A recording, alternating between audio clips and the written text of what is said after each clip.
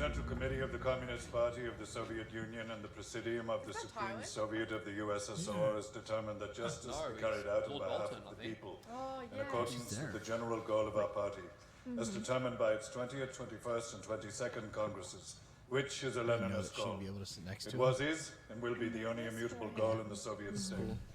The path of Leninist principles shall be consistently and undeviatingly followed, as it expresses the vital interests of the Soviet people, its hopes and aspirations as we guide the life of the party and state. This session of court is now open. Comrade Judge Milan Kadnikov presiding. Indictments: Viktor Brukhanov, Anatoly Dyatlov, Nikolai Fomin All three of them are accused of violating Article 220, Section 2 of the Criminal Code of the Soviet Union, resulting in a nuclear disaster on April 26, 1986. The state calls witnesses Comrade Khamyuk of the Belarusian Nuclear Institute, Comrade Legasov of the Kurchatov Institute of Atomic Energy, they're both going to speak. and Comrade Boris Yevdokimovich Shcherbina, Deputy Chairman of the Council of Ministers and Head of the Bureau for Fuel and Energy. You know, like, be good guys. Crazy that he's been playing some. If they've other blame the higher ups knew about it to get away Yeah, scot free. 100%. He's like, is it my turn? Oh, a little model. Building the show. Nice. Reconstruction. Miniature. That was gonna be like a juice bar. I mean, we even had to learn how a reactor works. It's probably pretty good now. I'm excited to learn, give an explanation as people actually nothing. It began with, of all things, a safety test. So, yeah. Why was there need for a safety test at all? Reactor number 4 was not new when the accident occurred. In fact, it went into operation on December 20th, 1983. And 11 days later, on the last day of the year, Plant Director Viktor Brukhanov signed this document, certifying the completion of the construction of the reactor. When it wasn't. Brukhanov. As a result Did of finishing the work before the end of the year, Like a bonus or something? Comrade Brukhanov was awarded Hero of Socialist Labor. Oh, was he now? Fomin was awarded for valorous labor. It's a hero. Comrade Dyatlov I know, but it's was given an different order of the Red Banner. That's all they were just working. Just little things like that. Titles. But the work was not finished. Yeah. Exactly. Awful This power. document was a lie.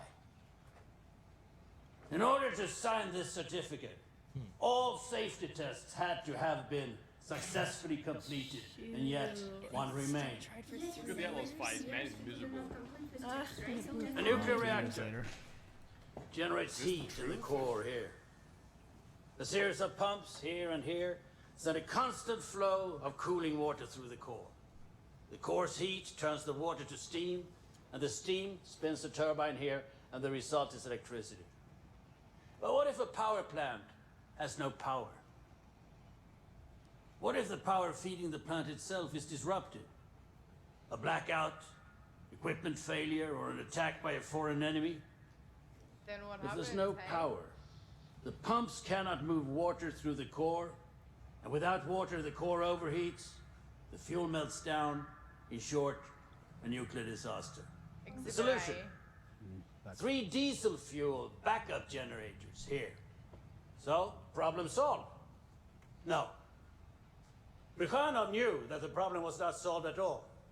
The backup generators took approximately 1 minute to reach the speed required to power the pumps and prevent a meltdown. Interesting. And by that time, it would be too late. Oh. So we arrive at the I was safety just hoping test. that everything would go well, hey? The theory was this: if the facility lost power, the turbine which had been spinning would take some time to slow down and stop.